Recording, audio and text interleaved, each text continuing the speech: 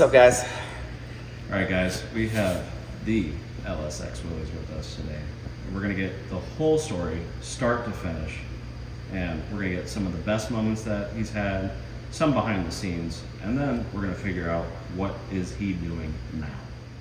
How did the Jeep come to fruition? Where did that come from?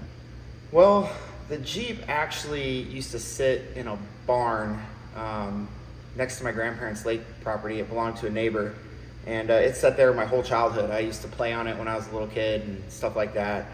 I can't remember exactly how old I was, but I would say probably 21, 22, somewhere in there.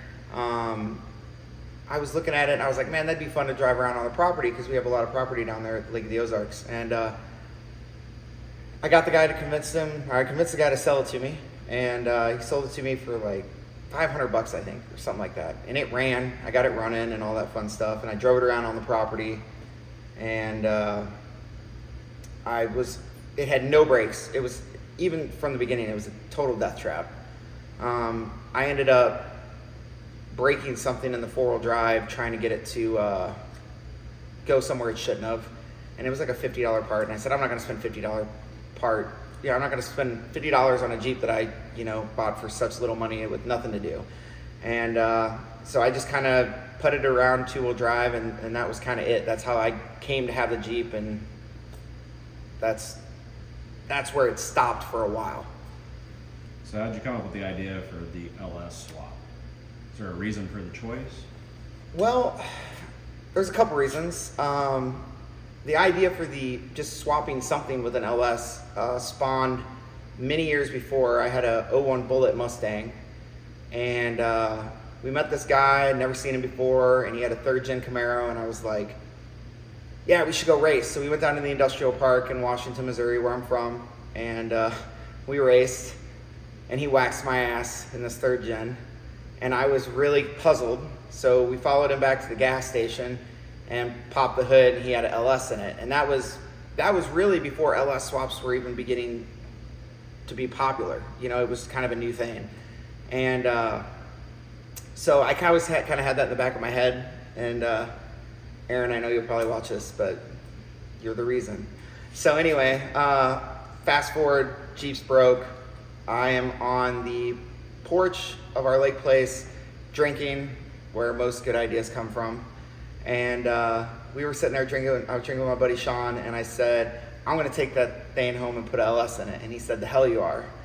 And I think it was a total, I literally came down the next week with a U-Haul, picked it up, and took it back up to St. Louis and started tearing it apart to swap it. I think the whole swap start to finish was 4 months on the first Jeep. The very first one, I did it in 4 months. So it kind of became like a summertime cruiser, and then it turned into a project. And where did it kind of advance from there? I was hanging out with my buddy Tim. I've known him pretty much since like middle school, beginning of high school. And he was telling me about KC2K13 and 1320 video. And I wasn't really in the racing world, so I was kind of living under a rock, I guess you could say. And he convinced me to go to KC2K13. And I took the Jeep out there, and like I said, I had no intention of it ever being fast. I never thought of it as something fast. It was just a fun cruiser, and it sounded good. And that meet is where I met 1320 video, and the video's still out there. I think it's the video called the LSX WILLYS JEEP.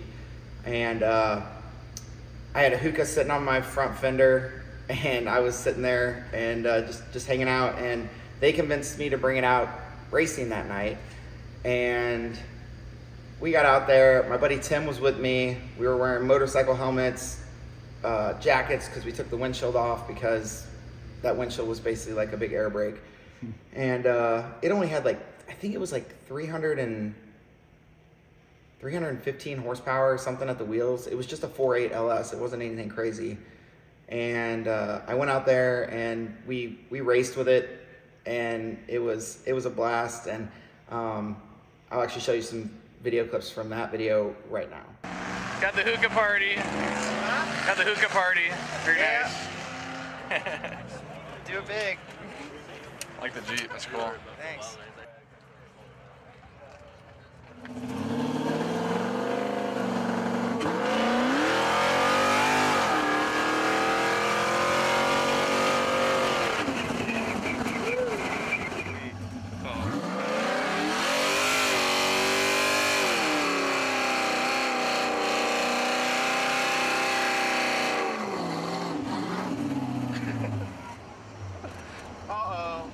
Oh, what? Sure. Oh, shit.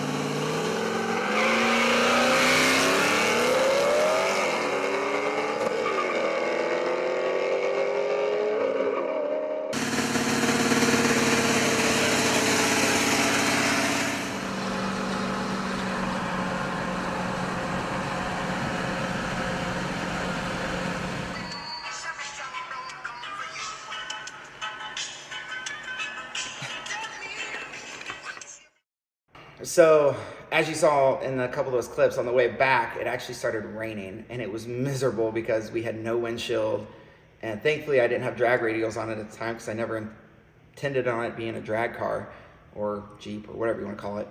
And you know, I'm still thinking it's cool. I'm out here with, you know, the owner of 1320, Kyle Loftus, which is a good friend of mine now, and that is one thing I will say. I've met so many cool people and got to experience so many cool things because of that first Jeep. And thankfully, I still know all those people, and I can reach out to them anytime. And it's great to have that support in the community. But anyway, we were just getting up to the highway, and I pulled up next to his Lexus, and I said, "Hey, man, we should get Waffle House." And he's like, "Yeah." And it's raining. We're already soaking wet, so what's it matter? And I kind of take off in front of him, and it kind of fishtailed a little bit because I didn't get on it, but it was wet and it spun a little bit, and I did a U-turn, and then he did a U-turn right behind me, and right as we pull into the Waffle House parking lot, a cop pulls in behind us, and you see that little clip at the end with the bad boys in that video I just showed, and they gave us both street racing tickets because they saw us line up side by side, but there was no street racing involved. Kyle was really pissed. I was too. And we got back to the hotel right as the sun was coming up, and I felt absolutely terrible. I'm like, the day I meet the owner of 1320, I get him a street racing ticket, and I felt absolutely terrible about it. Okay, so clearly you found potential in the Jeep. So, Yes, yeah, there was more potential than I thought, yeah. So what did you decide to do from that point going forward?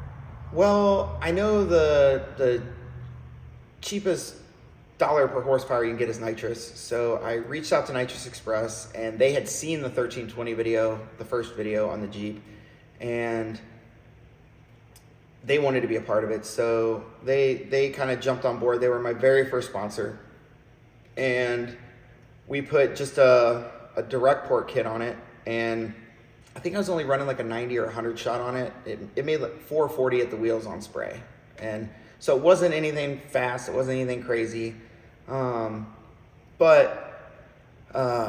know, I had hit it off really well with Kyle and all the 1320 guys, you know, Chase Lautenbach, which is now Streetcar Takeover, just a great group of guys. And he convinced me to come up to Mini Cash Days in Omaha with the Jeep. So I was like, okay, yeah, let's go and hit up Mini Cash Days. So I took the Jeep up there, and before the Cash Days race that night, he wanted to get some footage. So he thought it'd be fun for me to race his ZR1 Corvette.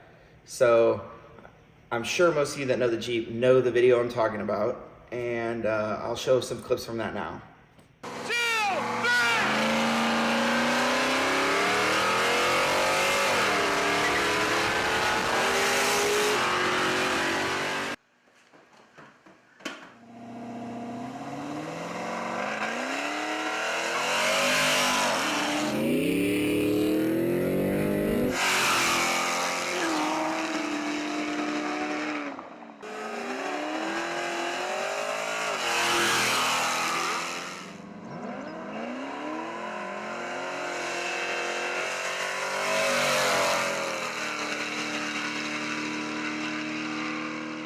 that's the most watched video of the Jeep, and it's the most infuriating because everybody talks about how awesome that video was and how fast the Jeep was, and technically in its popularity that was basically the lowest horsepower that the Jeep ever had. But they always talk about it beating a ZR1 Corvette, and I'm like, it was only 440 horsepower in that video.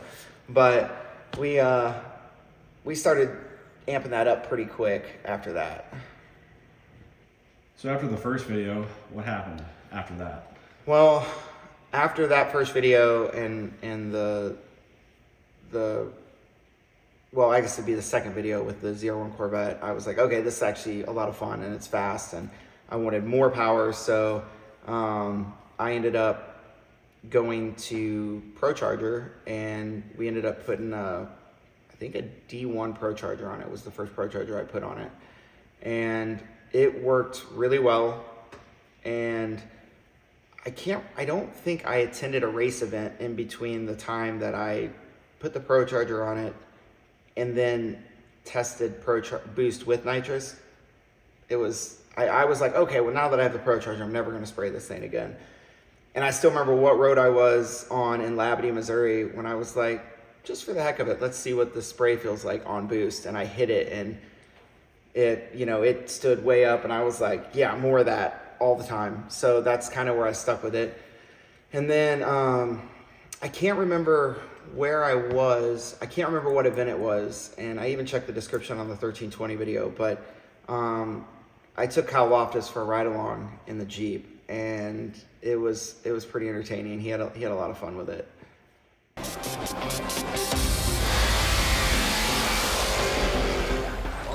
Oh yeah. On here, what that put down, just blower? Over 5, and then I'm happy with just a quick hit. ready? Yep.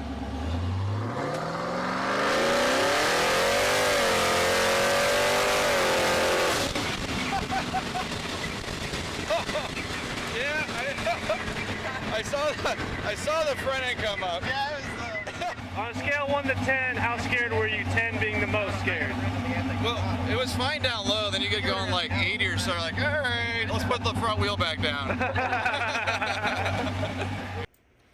So what was the next event that you remember going to? We went to Streetcar Takeover in Oklahoma, I believe was the next event, and had a great time at the track out there. So I remember at this event, we ended up meeting Kyle Loftus and some other 1320 crew at this gas station, and they had this black Z06 Corvette there.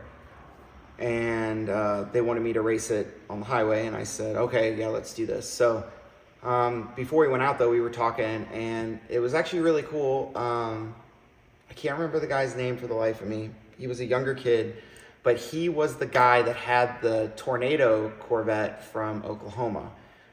There was a big news article about it, and I think even GM shared it and stuff like that, but his house was destroyed and the car was all messed up, but he was able to still start it and drive it after the tornado had like destroyed the XP Racing, Oklahoma and City. then this was a He new did car all that the he work built. for us. Really And good job. he is, since that video was filmed, he's passed away, but it was a kind of a sad story, but he was a really great kid. And hell, I was a kid at the time. So but anyway, we took it out on the highway, and the videographer, well, the owner of Mexico Racing League wanted to ride, so he sat in my passenger seat, and he had never rode in a Jeep before. So it was, I don't think he knew what he was getting into. Like it was really, really sketchy for him, because that thing had no seatbelts. You had to hold onto the seat like this, and there was no bars, no nothing. It was terrifying. I had the steering wheel, so I felt safe, at least. Safe. But anyway, we get out on the highway, and the Jeep shifter setup, I could not manually downshift the Jeep. So I had to floor it and let the computer tell the transmission. So there was a delay. So I kind of just had to hit it on like 2 or whatever. And we took off, and of course I fell back at first, and then I come past him. And then we did it again, and I fell way back. I hit it way late, and I fell way back, but I stayed in it. And we took it up to like 180. And yeah, as you saw in that video, you could see the headers were just cherry red from the nitrous and the boost. It was crazy. And if you look it up, Mexico Racing League has that video from their point of view, and it's hilarious because the camera's up like this and there was no windshield on it, so the wind is just insane. And as soon as we hit about 150, the camera's just bouncing off his chest because he couldn't even hold it up anymore. But it was really funny. So if I remember right, sometime around the same time period, you got into a pretty neat race with a Nissan GTR. You want to tell me about that? Yeah, that was a lot of fun. It was really cold that night, and I had my buddy Grant with me. But I can't remember for the life of me. He was wearing somebody else's jacket and it had a different name. How was it tag on raining in so here? we called him that name all It's weekend. cold. I can't remember what the name was, but if you watch the video, and I'll show some clips from it here in a minute. But anyway, we went out there and just had a blast. We got to this gas station. Kyle Loftus hadn't seen it with the Pro Over Charger 5, or any of that and stuff yet, so we well did all over that 7 now and with nitrous. Woo! did the How much little is walk ran? around and all the updates. and stuff, 240 right and now. Went out racing, and I want to say it was, I can't remember what the horsepower on that GTR was, but we went out and raced, and like he said in the end of the video, it was a little initious. He was not expecting that at all. And that was one of my favorite shots from any video, because when I was passing the camera car, the front wheel was just like a foot in the I air. liked it. Just going Yeah, on I the highway liked at it. And that's the first 100 time he's miles an hour. run it. It was really cool. So I know you know Cletus McFarland. Very well. So how did that come about? Well, the very first video that you see me and him interact is where he drives the LSX Willies, which he did 3 or 4 more times throughout its history. But it's kind of a funny story about that night. I was talking, Kyle Loftus was coming into town with the crew for Streetcar Takeover St. Louis. And they always get in like a day early, the whole 1320 crew and everything. And we happened to be out at the Sonic meet in Chesterfield, Missouri, which is where everybody kind of came to and hung out.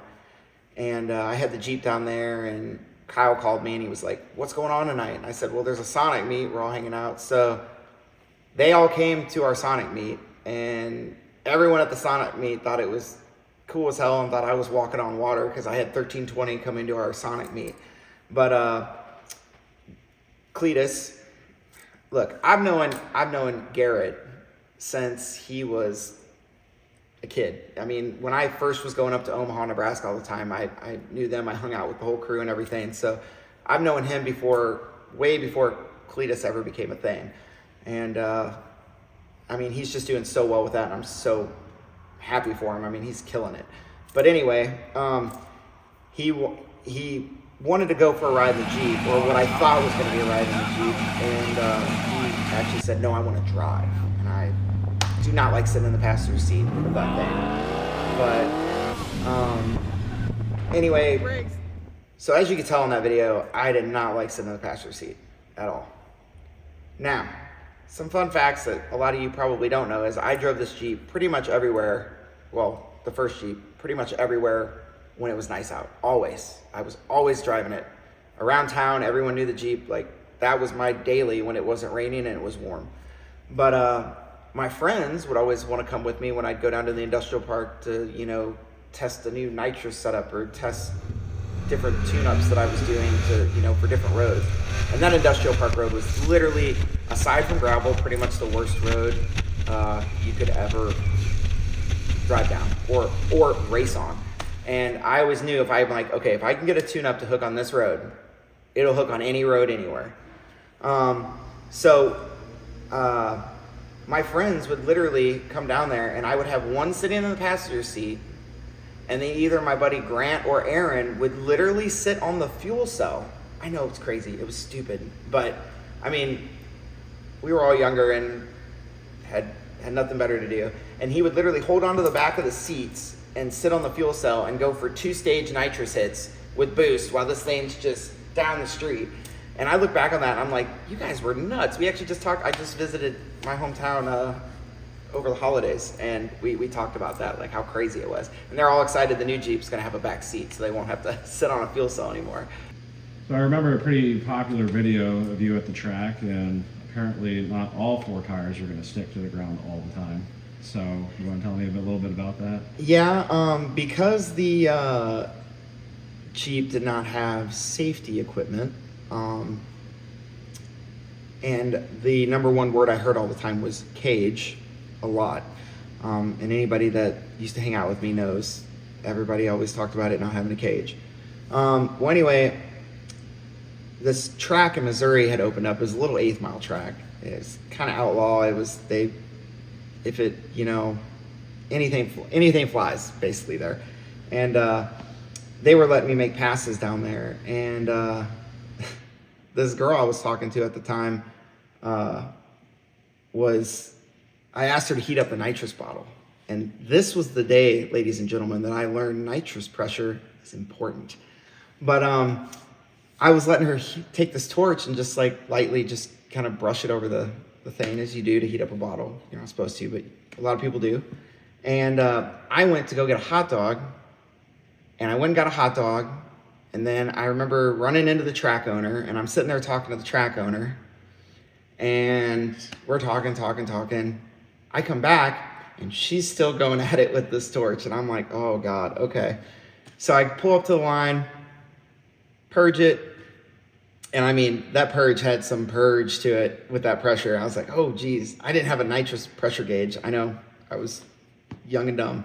Anyway, I remember coming to the light, I remember staging, I remember letting off that button, and that thing just went straight up. And I mean, I felt the bumper hit the track, I let off, came down, got back in it, it pulled them both up again. I was like, oh my gosh, I still made a pass. It was terrible, but it was still fun. But it wasn't long after that we got the offer to film for Street Outlaws. So they called us up and they said, hey, do you want to film for Street Outlaws? And I think it was Boosted, Chris Hamilton, that reached out to me. And I said, yeah, of course, what do I need to do? And he said, it needs to appear to pass tech. And I said, all right, cool. So we reached out to Larry Jeffers Race Cars, and he ended up, from the time that we took the Jeep over there to the time the cage was completely done, powder coated and everything, was 48 hours. I mean, it was absurd how fast we put it in. We put the seats in, all this stuff. Me and my buddy Matt, we loaded up, One Eye Willys, we loaded up and we headed to Oklahoma. On the way to Oklahoma, they canceled the filming. They're like, yep, we're not doing it anymore. So I just did something that I never wanted to do to the thing, because needless to say, it looked way better, I thought, without the cage, and it was more comfortable. It turned it into something that wasn't pleasurable to drive. Those seats were uncomfortable. You couldn't move. It was just not, and I mean, I know that's for safety reasons, that's how it should be, but it just wasn't what it was before. But that's where the cage came from. So that's why the cage initially went into the Jeep. So you mentioned Garrett earlier, but I guess the bigger question is, how did he become the Cletus McFarlane? Well, there was a video that 1320 did where he was in front of a Camaro, and it was Garrett being Cletus. It was great. And anyway, we were at Texas 2K, I believe, and this is the first time I had seen Garrett since he had started. Well, it's not. Let me tell you about my Willys Jeep. Cletus's Garage, episode You see 1. these solenoids? And I'll show you the video here in just a minute, or parts of it. Was him driving my Jeep. So his very first video on his channel Sounds like a whole lot of was him America driving from under the hood of that LSX Jeep. WILLYS. And I absolutely hated, like I said, once again, being passenger in that thing. But we went out, we ripped it through the pits a little bit and stuff like that. And it was really cool, but it was also really cool to be a part, at the time, something that we didn't realize was going to be so awesome for him. You know, I mean, to be a part of the start of what he is today is just awesome. And thankfully, you know, throughout his videos, you know, 1320 videos, there's more of him driving it and stuff like that. But it was really cool to be a part of that. So So I've heard you talk about Oklahoma a couple of times. Did you ever get into any racing? Yeah, Oklahoma is a blast. It's just everyone out there is awesome. I know a lot of the Street Outlaw guys, and they're all really good guys. But we, I remember racing. I remember one time out there. I don't even remember what video it is, but I had no second gear in my transmission. It completely blown out, and we were on the highway, and every time I'd hit it, my Jeep would just fall way back because second gear was gone, and then it hit third gear, and it would just come training back. And I can't remember what cars we were racing out there, but we had a blast doing that. But then I don't know if it was that night or the next night.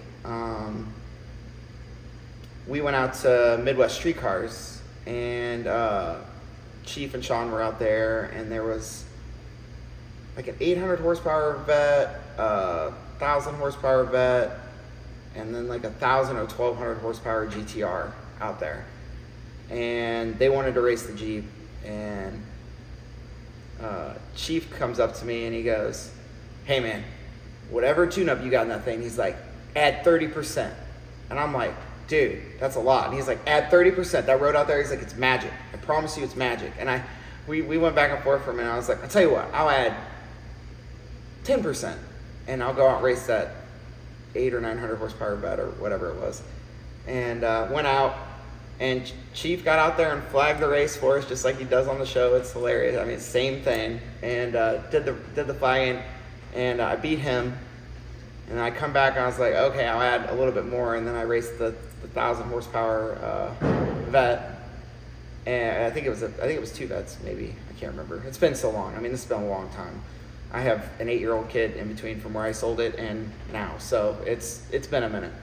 But anyway, I go out, race him, beat him, and then I came back and I said, all right, I'll just add what would have been the full 30% to it. And me and the GTR go out and race, and the GTR actually got me out of the hole, which didn't used to normally happen with the Jeep. Like, the Jeep was gone. And if you watch the videos, you know everyone joked it'd hook on a gravel road. But anyway, he got me out of the hole, and somehow, with that extra power I put in it, I was able to come back around him, and I thought that was so cool to do. And to have Chief because back then I was still kind of meeting all these people for the first time, and it was, I never am one of those people like, oh, let me get a picture and autograph and all that stuff. Like, I just, like, treat them like people. And for any of you guys watching this, if you meet any of them at the show or wherever you're at, I promise you will get so much farther with them if you just treat them like people instead of going crazy, because it's frustrating. I mean, think about if you're, I see it all the time. I'll walk through like PRI with Kai Kelly or, Doc or somebody, and, they can't go 10 feet sometimes without people hounding them, and it's like, imagine if that was you. If you were trying to just enjoy a show and you had people hounding you, so think about that. But yeah, the 405 is great. Everyone out there is great. I actually took Kamikaze, Chris, for a ride in it down at Texas 2K one year. It was pretty wild. He had a great time in it. Speaking of breaking things, so we all know that when it comes to project cars and racing or bikes, anything like that, we're always going to try to push it and push it and push it. Yep. But the Jeep did go boom one day. Oh, the Jeep went boom many days. I had a really bad period. Most of the time it was like out street racing and stuff like that. I'd pop a Ringland or something silly. But in a 3-week period, I blew up 3 engines, and it was miserable. So it started in Florida, in Orlando, or I think it was Orlando Speedway or whatnot. I can't remember what racetrack it was, to be honest.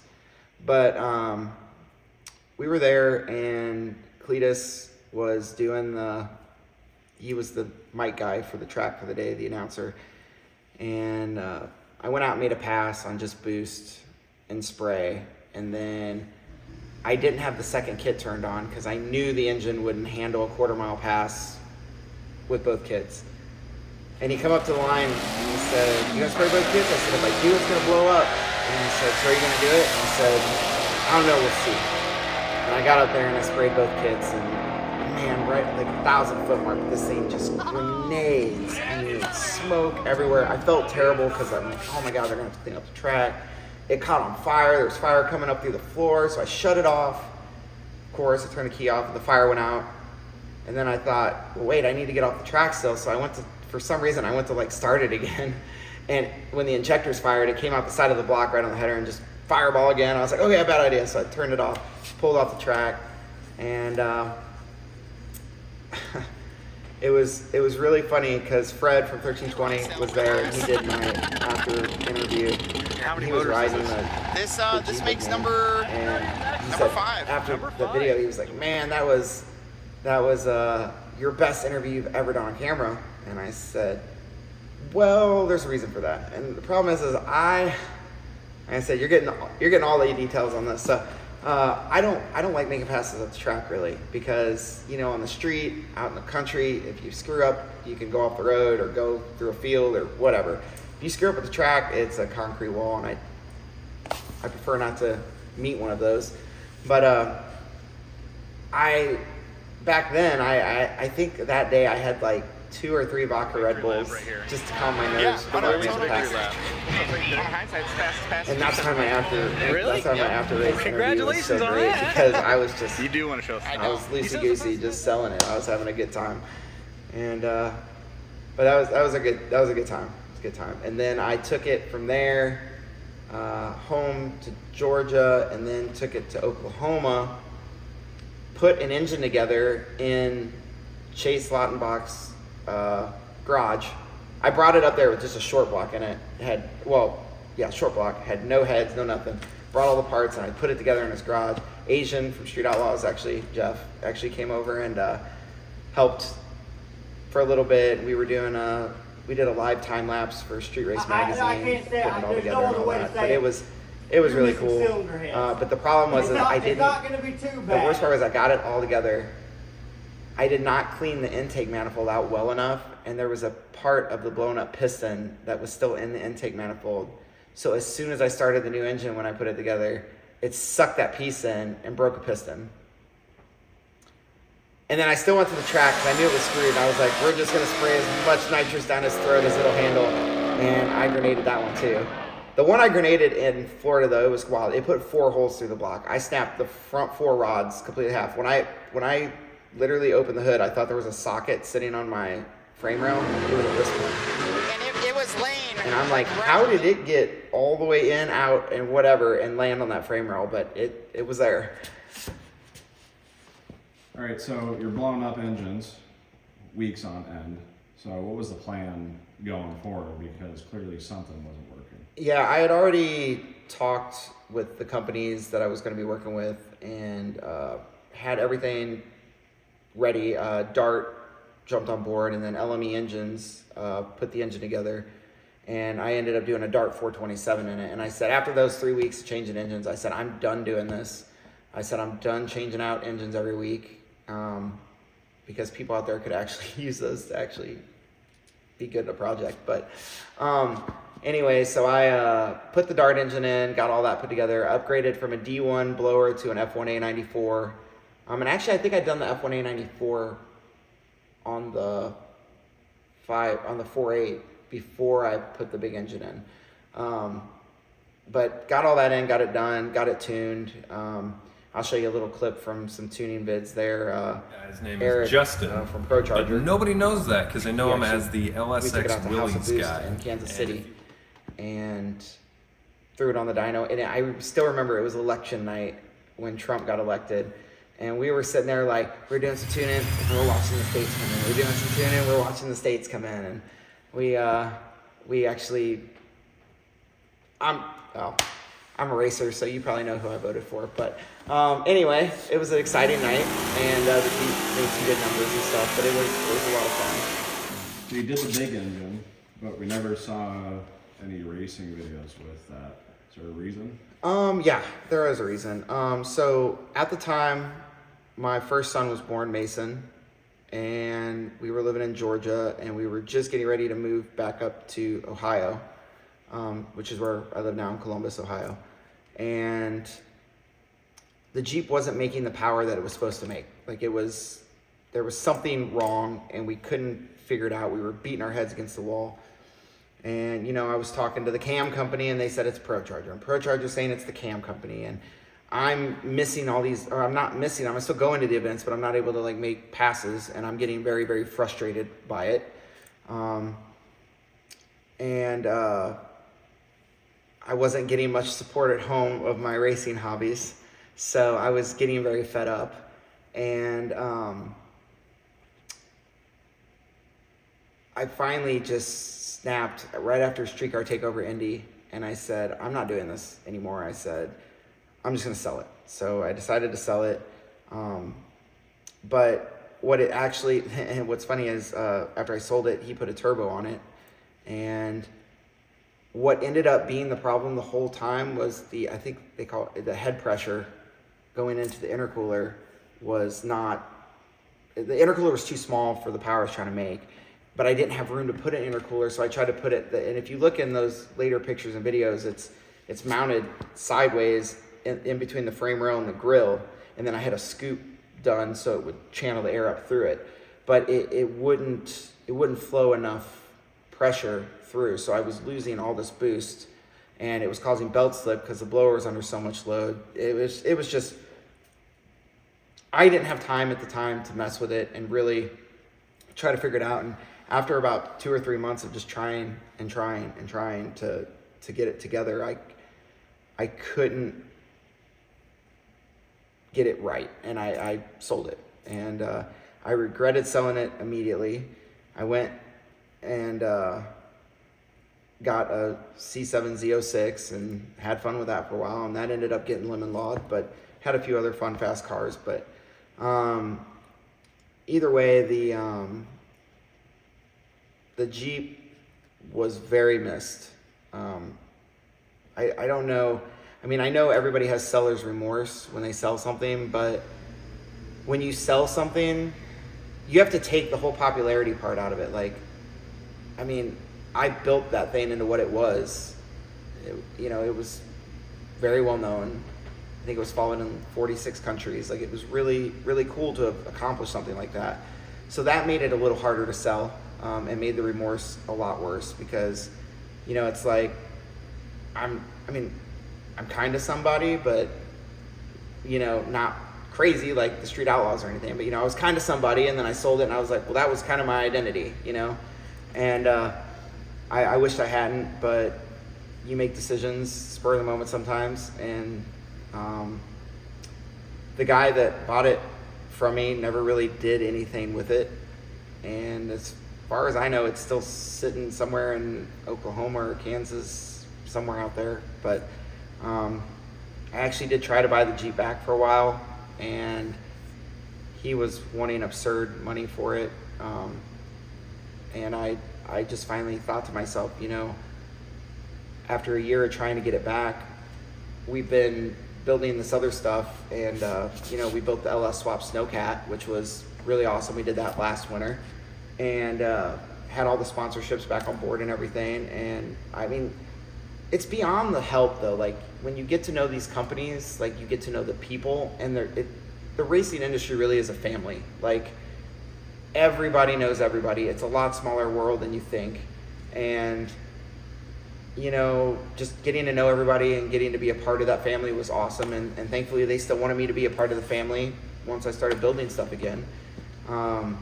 So it sounds like more or less you separated yourself from the Jeep, but you were standing on your own merits and what you can do. So regardless of not having the Jeep anymore. Right. Yeah. My buddy Nick, which you all see in our videos, he basically, I hadn't even thought about building anything or doing YouTube or anything once the Jeep was gone. And I will say, one of my biggest regrets in life was, at the time, not starting a YouTube channel back when the Jeep was at its prime, because I didn't know how to do videography back then, and I do now, but hindsight's always 20/20. And I mean, I could be doing things and being at a much higher level than what it is now. Yeah, but like I was saying, you know, I hadn't thought about building anything or doing anything like that. But Nick said, you know, I really want to do something on YouTube. And I said, well, I have a channel. And I said, we could LS swap something because I know it and it's easy and stuff. And he said, well, what would we do? I said, it has to be something different. I said, like I said earlier in the video, is so many LS swap Mustangs, you know, you can't keep doing it. And he's like, well, I got the Snowcat. So that's how the Snowcat came to be. He showed me a picture of it and I said, yep, that's what we're doing. And then we took the Snowcat down to Bowling Green, Kentucky for LS Fest this September. And while I was there, a gentleman that had been asking me questions about how I did stuff on my first Jeep was there. And they had just finished the Jeep that he was asking me questions about. And I mean, it was four-wheel drive. It was by no means, it's not a race Jeep, but it's still a four-wheel drive, but it was a very nice LS swap. It was a really well done Jeep. And it was technically his dad's Jeep, and his dad took me for a ride in it. And even just going on that little ride, when I came back, Nick said he looked at me and he knew right away that the next project we were going to be doing was another Jeep. So that's where the idea for the new LSX WILLYS 2.0 came from. And with the new Jeep, I really want to learn, I want to take the things I learned on the first Jeep, because there's so much that I had to do 2, 3, 4 times before it was right and before it would handle what I wanted to do with it. But now that I've learned all those things, you know, where the first Jeep started here and then worked its way up, we're going to start this Jeep up here. And I mean, this Jeep is going to be what my old Jeep wished it could have been in its wet dreams. So that's where we're going with this new Jeep. I mean, it's going to have the best of everything in it. And it's going to be a wild ride with this one. So obviously you have some regrets, some remorse. You've learned a lot of things from the first LSX WILLYS. But what are the pros of you being away from the Jeep after all this time? Well, I mean, I will say, I mean, I now have 2 boys, Mason and Jack, and they are everything to me, for real. And I've got to spend so much time with them over those years that I couldn't get back, and they were too young back then to have been able to enjoy it with me. I don't know if I mentioned it in our other videos that we've already done on the Jeep, but my boys made me promise that when I built this Jeep that it would have a usable back seat so they could go ride with me. So the new Jeep will have a back seat so the kids can ride. There will be a nitrous bottle between them, but they'll be able to go for rides and enjoy it with me. And I'm so looking forward to that, and I hope to instill in them the same drive and interest in the stuff that I have. And I think it'll be really, really good in being able to do that. So that being said, I know there's a lot of kids out there that watch YouTube. They watch the TikToks and every other social media platform. Not too much TikTok anymore. Not too much TikTok. But with those videos, there's a lot of kids and a lot of people that are older and still want to do fun kid stuff. Yeah, I hope nobody ever grows out of it. You should never grow out of wanting to have fun. Absolutely. It's important. Well, what's your biggest piece of advice for people that want to do what you do, or people that you know that are doing what you do? I mean, just have fun with it. I mean, the instant something starts to feel like work, it's not worth doing anymore. You know, just make sure you keep the fun mindset, and you know, try to make realistic goals and expectations, because if you don't, it's going to be impossible to achieve, and then you feel like you failed. Like, don't do that. Like, just start on it, work on it, and at the end of the day, it's going to be what it's going to be, and most of the time you're going to have something pretty fun that you can enjoy. What did it feel like getting your first sponsorship? It was pretty neat, really. You know, people ask me all the time how you get sponsorships, and it's it's not easy. You know, if you're following along our channel now, we have a lot of sponsorships, but you know, and you always get the classic must be nice, and people don't know the behind scenes of what it takes to get those sponsorships and to maintain those sponsorships. You know, it's really a lot of work, because you're making promises to these companies, and if you don't stick to your promises and stick to what you say you're going to do, you know, they're not going to stick around. And thankfully, because I did so well with the first Jeep, you know, now that we built the Snowcat, and then now we're building this Jeep, they were all more than willing to jump back on board, and you still get that must be nice. And it's like, you guys don't see the hundreds of emails that I have to send to, you know, line out everything, and all the phone calls and the, you know, requests and this and that, you know. And the big thing I tell people is you have to build something different. You know, I love an LS swap Fox body just as much as the next guy. Believe me, they're cool, they're fun, they're fast. But you can only have so many LS swap Fox bodies before it's just another LS swap Fox body. And they want to sponsor vehicles that will, as they say, move the needle. And they want something different, something that's going to stand out, something that's going to get, you know, attention. And that's really what they look for. So, you know, it's not as easy as it looks. But once you get one, and then you can get another one, especially if they're big names, you know, like Nitrous Express. My second sponsorship was ProCharger. And, you know, when you can reach out to another company and say, hey, I'm already sponsored by Nitrous Express and ProCharger, that makes things easier, you know. But it's a lot of work. So, you know, just be prepared for that. You know, I get tired of hearing the must be nice thing, because it's actually more work than people think. So you talked earlier about how sometimes it's difficult to go to these shows and these events, and you're around a lot of big names, a lot of big sponsors, brands, etc. And you get treated like celebrities. Is there ever a time where you get tired of that treatment or that environment where it feels more like being on a movie set rather than it being your hobby? No, not really. I mean, in a way, I definitely didn't get treated like they do. You know, I mean, they're on television and stuff like that. But I mean, it was pretty neat. I mean, I could hardly stop at a gas station, you know, traveling or wherever, without people recognizing the Jeep or seeing the trailer or whatever. But I mean, the Jeep was pretty big at the time. I mean, it was one of the most known street racers out there, along with, you know, Beater Bomb, Joey, Freight Train back in the day was such a big name, and you know, it was really cool to be a part of that. But I don't know, when I got the Jeep done, you know, it's really weird, because when you build something and you take it to like a car show, let's say, and people come up and ask you questions about it, you love that.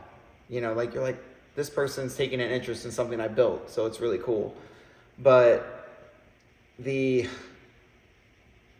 can only answer the same question so many times before you just get burnt out on it. So like, I used to pull up to a streetcar takeover event, and I would stand around the Jeep and just answer everybody's questions. And then it got to the point when I did feel a little guilty. Like, I would get to the event and I would just park it and walk away from it and go talk to other people and try to forget that the Jeep was there. Sometimes at some car shows, my friends would actually be like, you want me to take this one? I'll be like, yeah. And they'd get out and he'd act like it was his, you know. And some of the best times, though, really was like when I'd walk away from it and I'd come back, like everyone's huddled around it looking at it or whatever, and somebody'd be like, oh yeah, I know the guy, he's from Texas and this and that, blah, blah, blah, blah, blah. And I'd be like, oh man, that's wild. I was like, where does he live in Texas? And they'd be like, I think it's Houston and this and that. And I'd have like a 5-minute conversation, and then I'd be like, I hate to burst your bubble, bud, but I'm him. He is me. And I would always just do that, or I'd lean over the whole crowd of people looking at it and be like, who would do that to a Jeep? That's dumb. And just watch everybody. There's got to be a sense of pride when you do get a huddled mass around your project that you've definitely, yeah, cried over, bled over, sweated over, broken a couple of times. A lot of times. I think I turned I think I turned 8 perfectly good LS engines into boat anchors before I put the big Dart engine in it. So now that we know that 2.0 is on the way, what are you looking forward to doing the most this year? Well, to be honest, with 2.0, I mean, mainly I want to enjoy the hell out of it. I mean, that's really what I want to do. And I definitely want to hit as many race events as I can with it. We'll be hitting the streetcar takeovers, and I'm sure you guys will see us at night after the race events are done at the track. But I just want to go out and have fun with it. I mean, really, if I look back on my life, some of the most fun I ever had and some of the coolest experiences I ever got to have were with that Jeep.